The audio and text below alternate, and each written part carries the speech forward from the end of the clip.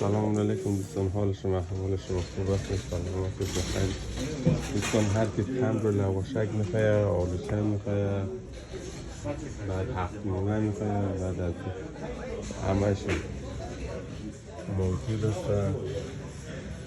بعد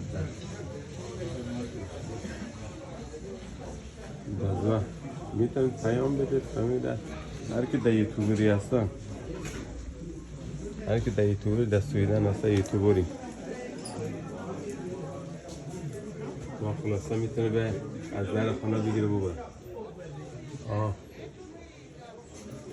هر چقدر میخواد فرق نمیکنه، میتونه به از در خانه. قرقورود هم داریم، قرقورود هم هست،